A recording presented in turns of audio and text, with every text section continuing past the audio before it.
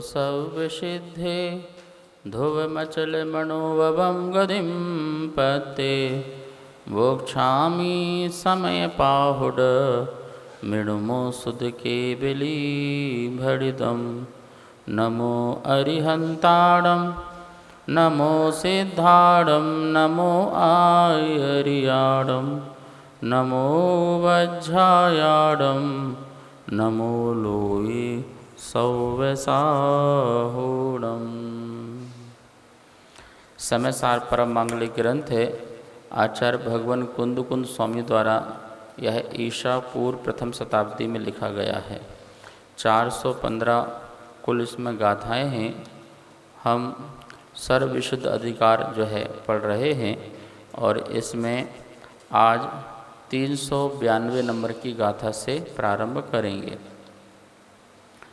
जो पीछे गाथा में आया था कि शास्त्र जो है वो ज्ञान नहीं है, क्योंकि शास्त्र कुछ जानता नहीं है। जानता तो मैं हूँ, इसलिए मैं ही शास्त्र हूँ। ज्ञान ही शास्त्र है, तो ज्ञान किस में है? शास्त्र में थोड़ी है। ज्ञान तो मुझ में है, वो तो शब्द है। शास्त्र क्या है? शब्द है, और शब्द ज्ञान नहीं होता है। ज्ञान तो आत्मा में होता है। अब गाथा नंबर 392 का उच्चारण करते हैं। रूपं नानं नाहवदि जमहारूपं नयानदे किंचि तमहा अन्नं नाणम् अन्नं रूपं जिणावेन्ति। रूपम नानम न हवदि, रूप ज्ञान नहीं होता। जमह, क्योंकि रूपम न यानदे किंची, रूप को जानता नहीं है। तमहा, वैसे ही अन्नम नानम, ज्ञान अन्न है। अन्नम रूपम, रूप अन्न है। जिणावेंती, ऐसा जिनदेव कहते हैं। अब सारी गाथाएं जो आने वाली हैं, 404 तक गाथाएं जितनी हैं, उन गाथाओं में अधिकांशतः एक रूपता है और एक दो शब्दों का फर्क मिलेगा। जैसे पहले बोल दिया शब्द, शास्त्र बोल दिया, फिर शब्द बोल दिया, अब रूप बोल रहे हैं। ऐसी आगे रस बोलेंगे, गंध बोलेंगे, वर्ण बोलेंगे। तो जो रूप ज्ञान नहीं होता, रूप कुछ जानता नहीं है, क्योंकि रूप कुछ जानता नहीं है। जो कुछ भी हमें रूपी पदार्थ दिख रहा है या रूप दिख रहा है, रूप में काला, पीला, नीला जो 5 कलर हैं वो हमको दिखाई दे रहे हैं, तो वो ज्ञान नहीं है। ठीक है ना? रूप ज्ञान नहीं है, क्योंकि रूप को जानता नहीं है। अब ये दीवार हमें जानती है क्या? ये चेहरा हमें जानता है क्या? नहीं जानता है ना। इसलिए इसमें ज्ञान नहीं है, इसलिए जानता नहीं है। जिसमें ज्ञान है वो जानता है। तो ज्ञान किस में है? आत्मा में है। इसलिए आत्मा जानता है। इसलिए रूप अलग है और ज्ञान अलग है। और जो ऐसा रूप अलग और ज्ञान अलग जानता है, वही सम्यक दृष्टि है, वही सच्चा ज्ञानी है। और ऐसा जिनेन्द्र देव कह रहे हैं कि भैया रूप अलग है और ज्ञान अलग है। ठीक है ना? तो हम लोग जो है ज्ञान लेना चाहते हैं, तो ज्ञान किससे लेंगे? किसी भी पर पदार्थ से ज्ञान कभी मिलता नहीं है, क्योंकि पर पदार्थ में ज्ञान नहीं होता है। जो मूर्तिक हैं, जो पौद्गलिक हैं, उनमें कहीं भी ज्ञान नहीं होता। जैसे शास्त्र है, वो भी पौद्गलिक है। जो शब्द हैं वो भी पौद्गलिक है। अब यहाँ पर रूप बताया, तो रूप भी कैसा है? पौद्गलिक है। इसी प्रकार से गाथा नंबर 393। वर्णो नाणं नाहवदि जमहा वर्णो न यानदे किंचि तमहा अन्नं नाणम् अन्नं वर्णं जिणावेन्ति। वर्णो नानम न हवति, जो वर्ण ज्ञान नहीं होता, क्योंकि वर्णो न याणदे किंची, वर्ण कुछ जानता नहीं है। तमहा वैसे ही अन्नम नानम, ज्ञान अन्न है, अन्नम वर्णम, और वर्ण जो है अन्न है, जिणा बेनती, ऐसा जिनेन्द्र कहते हैं। ऊपर बताया था जितने भी मूर्तिक पदार्थ हैं वह सब रूपवान हैं, ठीक है ना। तो वो रूपवान पदार्थ जितने भी हैं वो उनमें ज्ञान नहीं होने से वो हमें जानते नहीं हैं। अब वर्ण, जितने भी वर्ण होते हैं, पंचवर्ण होते हैं। कितने वर्ण होते हैं? पंचवर्ण। बोले पंचवर्ण जितने को दिखाई दे रहे हैं, ये पंचवर्ण भी क्या हैं? ज्ञान शून्य हैं। हमें काले पीले नीले का ज्ञान तो होता है, लेकिन ये हमें ज्ञान देते नहीं हैं। क्यों नहीं देते हैं ज्ञान? क्योंकि इनमें ज्ञान नहीं है। इनमें प्रमेयत्व शक्ति तो है। कौन सी शक्ति? प्रमेयत्व। अपना जो अस्तित्व है उसको बताने के लिए प्रमेयत्व एक स्वभाव होता है। जैसे अस्तित्व है, वस्तित्व है, द्रव्यत्व है, ऐसे साधारण और असाधारण। तो ये बोल रहे हैं कि प्रमेयत्व तो है जिसके कारण वो अपना ज्ञान करा रहा है कि मैं हूँ, लेकिन वो हमें कह नहीं सकता कि मैं ये हूँ। ये घड़ी है तो ये घड़ी अपनी मौजूदगी है, तो हमें अपना अस्तित्व बता रहा है कि मैं हूँ, संसार में मैं भी हूँ, लेकिन ये मुझे ज्ञान नहीं करा रहा है कि देखो जानो मैं यहाँ पर हूँ, ये मेरा नाम ये है। ऐसा कुछ नहीं है। तो कोई भी वर्ण जो है हमें क्या नहीं देता है? ज्ञान नहीं देता है। क्यों नहीं देता है? क्योंकि कोई भी वर्ण में ज्ञान होता नहीं है। लिखा ना, वैसे ही ज्ञान अन्न है, वर्ण अन्न है। तो ज्ञान अलग हो गया और वर्ण अलग हो गया। यहाँ पर सभी गाथाओं के माध्यम से बताना चाह रहे हैं कि रूप, रस, गंध, वर्ण जो कुछ हैं ये पुद्गल के हैं। किसके हैं? ये सब पुद्गल की पर्याय हैं, तेरी आत्मा की पर्याय नहीं है। तेरी आत्मा तो अरूप है, अरस है, अगंध है, अवर्ण है, अशब्द है। तेरी आत्मा कोई रूप नहीं है, कोई आकार है क्या? जैसे बोला था ना रूप, तो रूप में कोई आकार प्रकार तेरा है क्या? तो बोले कोई तेरा आकार प्रकार नहीं है, क्योंकि तेरा आकार प्रकार तेरा ज्ञान ही है, ठीक है ना। लेकिन ये रूप तेरा आकार प्रकार नहीं है, और तेरा जो है तो ज्ञान से सहित है, लेकिन ये तेरा जो आकार प्रकार जो शरीर का दिखाई दे रहा है वो जो है कैसा है? ज्ञान शून्य है। जैसे कि अपन किसी व्यक्ति को देख करके अपशब्द बोले, तो ये अपशब्द किसको बोले? उसके चेहरे को देख करके, उसके रूप को देख करके आपने अपशब्द बोले। तो ये अपशब्द क्या चेहरे को लगे क्या? क्या चेहरा बुरा माना क्या? अपमान माना क्या कि मेरा अपमान किया? तो बोले नहीं, क्योंकि ये तो पुद्गल है। तो पुद्गल ज्ञान शून्य होने के कारण आप इसको कुछ भी बोलते रहो, कुछ भी बोलते रहो, ऐसे कुछ भी असर होने वाला नहीं है। जैसे माइक है, आप इसको कितना अपशब्द बोलते रहो, इसको क्या होना है? क्यों नहीं होना है? क्योंकि संवेदना नहीं है। ज्ञान की संवेदना नहीं है, संवेदन नहीं कर सकता।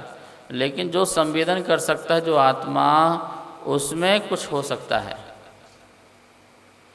चाहे तो वो अशांत हो सकता है, चाहे तो वो शांत हो सकता है, ठीक है ना। लेकिन ये जो रूप है या जो कलर हैं, जो वर्ण हैं, उसे कुछ नहीं हो सकता है। अब कोई तुम्हें कोई ओ काले इधर आओ, ए गोरे इधर आओ, ऐसा कहें तो लड़ाई झगड़े किसकी है? काले गोरे की है ना। तो काले गोरे को पता ही नहीं कि मैं काला हूँ, मैं गोरा हूँ। बोलो, ये बेंच है, अब हम काली बोलें तो इसको क्या होगा? एक काली बेंच, इधर आओ, इधर रखो इसको, काली बेंच को। तो गुस्सा होगी, तुमने मुझे काली क्यों बोला, मैं तुम्हारा मुंह तोड़ूंगी। ऐसे तो कुछ नहीं है ना। तो ऐसे किसी चेहरे को देख के काला गोरा बोला तो चेहरे को कोई असर होने वाला क्यों? क्योंकि वो ज्ञान शून्य है। इतनी लगाओ, ज्ञान शून्य है। अब देखो अमेरिका आदि में काले गोरों की खूब लड़ाई होती है, गोरे लोग काले लोग, और आपस में बहुत झगड़े होते हैं कि तुम गोरे लोग हो और हम काले लोग हैं। इसी पर बहुत बहस और इसी पर बहुत झगड़े होते हैं, ठीक है ना। जबकि ये पुद्गल की पर्याय हैं, ठीक है ना। और पुद्गल की पर्याय जो है, उस पुद्गल में जो है संवेदना नहीं होती है, इसलिए किसी प्रकार का हमें बुरा होने की ज़रूरत भी नहीं है। अब गाथा नंबर है जो है 394। गंधो नाणम न हवदि जमहा गंधो न याण दे किंची तमहा अन्नम नाणम अन्नम गंधम जिणावेन्ति।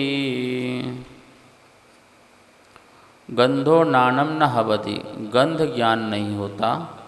जमहा, क्योंकि गंधो न याण दे किंची, गंध को जानती नहीं है। तमहा, वैसे ही अन्नम नाणम, ज्ञान अन्न है। अन्नम गंधम, गंध अन्न है। जिणा बेंती, ऐसा जिनदेव कहते हैं।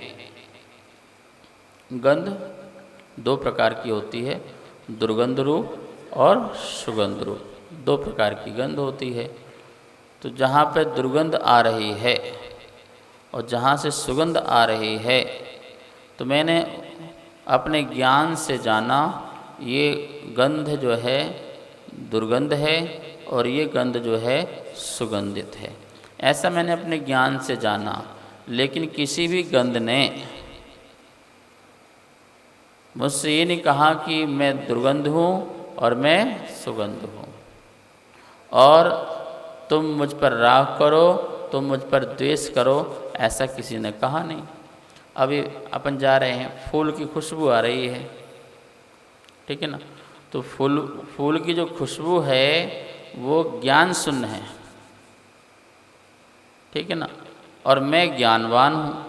अब मैं उस खुशबू को लेकर के मैं अपने में ही राग द्वेष करता हूँ, ठीक है ना। लेकिन खुशबू ने कभी ये नहीं कहा कि तुम राग करो और द्वेष करो, मुझे अच्छा मानो या बुरा मानो। क्यों नहीं कहा? क्योंकि उसमें ज्ञान ही नहीं है।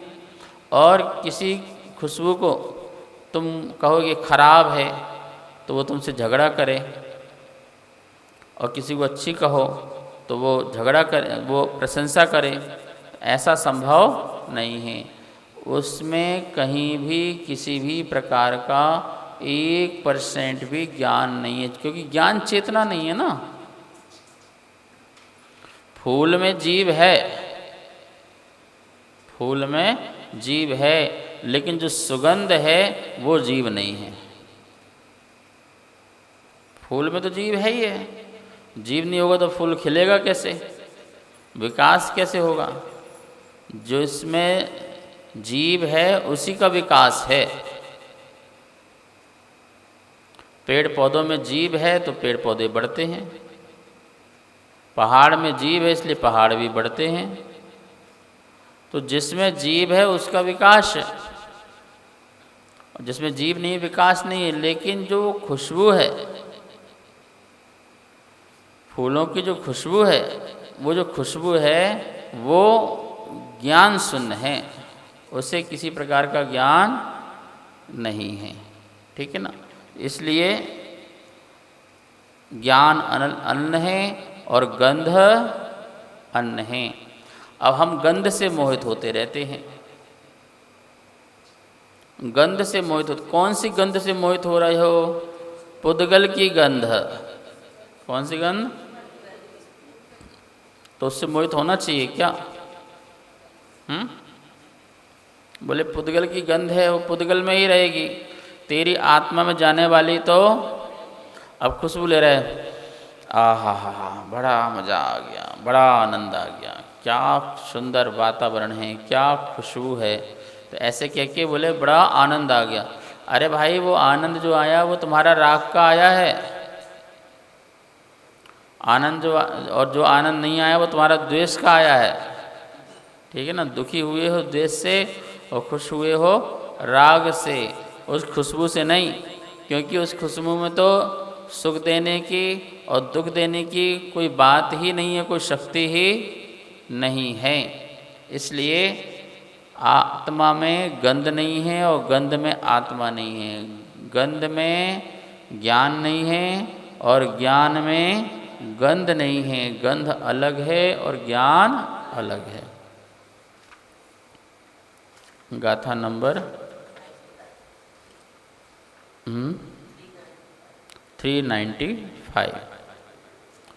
न रसो दुहवदिनाणं जमहा दूरसो नयाण दे किंचि तमहा अन्नं नाणं रसं च अन्नं जिनाबेन्ति।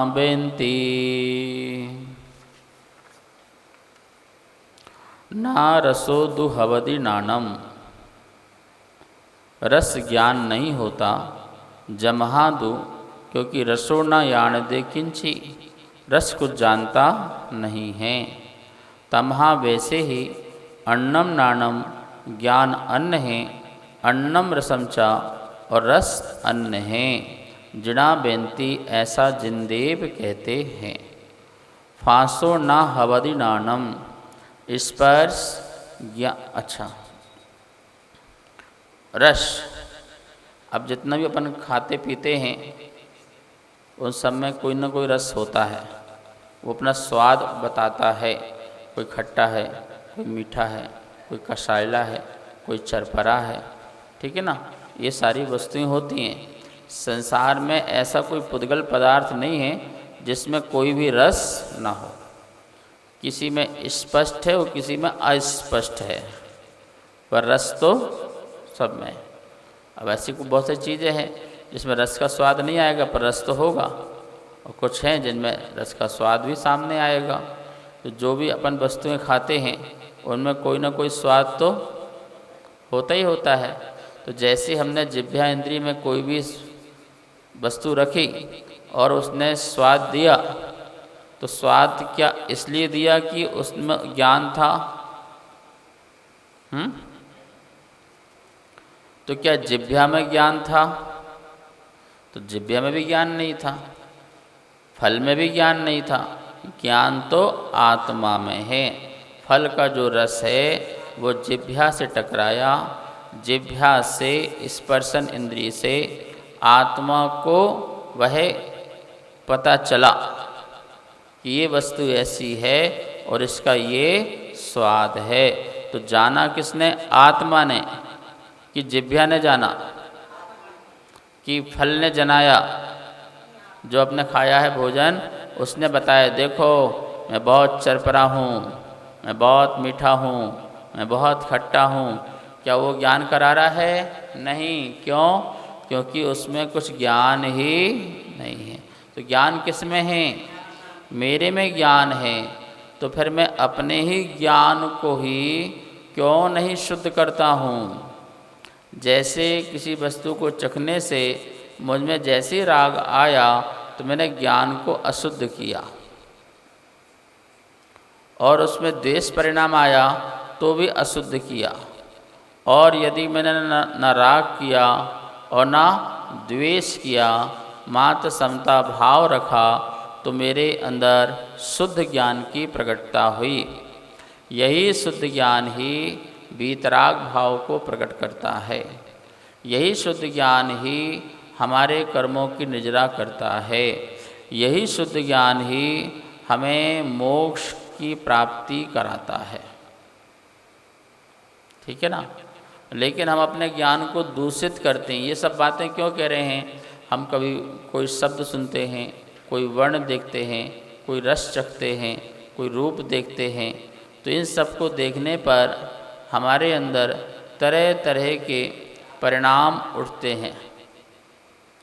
जैसे समुद्र में तरंगें उठती हैं, ऐसी लहरें उठती हैं, ऐसे ही हमारे अंदर भी राग द्वेष की तरंगें उठती हैं। उसे शांत करना है, वो बिल्कुल शांत रहे। इस उद्देश्य से क्या होता है, ये ज्ञान हो रहा है कि भाई देख, तुझ में ही तो ज्ञान है और तेरा ही तो ज्ञान है, और जिसमें ज्ञान नहीं है तो उसकी संगति क्यों करना चाहता है, उसमें फंसना क्यों चाहता है। ये जड़ पदार्थ है, तू चेतन पदार्थ है। और चेतना का जड़ से क्या मतलब? इस जड़ से चेतना का क्या मतलब? क्योंकि जड़ ने चेतना का साथ तो दिया है, लेकिन कभी भी मोक्ष नहीं दिया। संसार के सुख दुख भोगने में साथ दिया है किसने? जड़ ने। लेकिन कभी किसी को सुख दुख नहीं दिया। क्या नहीं दिया? न सुख दे सकता है और ना दुख दे सकता है, क्योंकि उसमें ज्ञान नहीं होने के कारण वो ना हमें सुख दे सकता है ना दुख दे सकता है। जरा कल्पना करो, संसार के जितने भी पदार्थ दिख रहे हैं, इनमें यदि ज्ञान होता तो ये हमारी क्या हालत करते? जीने भी नहीं देते। ठीक है ना। तो इनमें ज्ञान नहीं है, इसलिए हमें ढूंढ करके हम तुझे दुख देंगे, हम तुझे सुख देंगे, हम तुझे क्लेश देंगे, हम तुझे करुणा देंगे, ऐसा कुछ भी नहीं है। तो संसार का कोई भी पदार्थ सुख दुख नहीं देता है। यद्यपि हम ही अपने आप से इन वस्तुओं को ग्रहण करके क्या होते हैं? रागी द्वेषी होते हैं और सुखी दुखी होते हैं। ये बात कहना चाह रहे हैं, अरे हे ज्ञानी, तू ज्ञान की संगति कर, ज्ञान से प्रेम कर, ज्ञान में संतुष्ट हो, ज्ञान से तृप्त हो, ज्ञान में लीन हो। जो ज्ञानहीन वस्तुएं हैं उनमें क्या लीन होना। और तेरा ज्ञान तुझ में है, इसलिए तुझे और किसी के ज्ञान में भी लीन होने की जरूरत नहीं है। अपने ही ज्ञान में लीन हो, क्योंकि तू अपने आप में संपूर्ण है। अपने आप में क्या है? संपूर्ण है। अथा रस ज्ञान नहीं होता है। ठीक है? क्यों? क्योंकि रस कुछ जानता नहीं है। वो कुछ नहीं जानता। वो आम से पूछो, भैया बताओ आम, तुम्हारा अंदर कितना मिठास है? करेला से पूछो, भैया तुम कितने कड़वे हो, खरीदने जाया करो ना, तो पूछा करो। सब अपना अपना ज्ञान बताए करेंगे, भाई ये मेरे इतने कड़वा हूँ, मैं इतना मीठा हूँ, मैं ऐसा हूँ। अपना परिचय कराओ और फिर हम आपको खरीदेंगे। तो कोई परिचय कराते हैं क्या? नहीं करते हैं। आप ही उसकी सकल सूरत को देख करके उसका परिचय कर लेते हैं। उसमें कितने रेशे पड़ रहे हैं, उसमें रेशे ज़्यादा हैं, कम हैं, ऊपर हैं, नीचे हैं, मतलब उसकी हालत देख करके आप बता सकते हो भाई साहब ये मीठा है कि खट्टा है। अंगूर को देख के बताते हो ना, ये अंगूर मीठा हो खट्टा कैसा है, ज्ञानचंद जी। तो हर वस्तु को देख के उसका स्वाद आप बता देते हो। किससे बताया? अंगूर ये फलों ने बताया, सब्जियों ने बताया कि तुम्हारे ज्ञान ने बताया? तो ज्ञान किसके पास है? तो जब आत्मा के पास है तो अपनी चीज़ से प्रेम करो ना। अपने चीज़ से संतुष्ट क्यों नहीं हो रहे हो? फिर तुम भौतिक पर पदार्थ से क्यों संतुष्ट होना चाह रहे हो, जो कि वो तुम्हें कभी संतुष्ट कर ही, कभी तृप्त कर ही नहीं सकता है। इसलिए हमें रस के प्रति भी अपना लगाव नहीं रखना है। गाथा नंबर 396 हो गई ना, 95 96 चलनी है। फासो न हवदीनाणम जमहा फासो ययाण दे किंची तमहा अन्नम नाणम अन्नम फासम जिणाबेन्ति।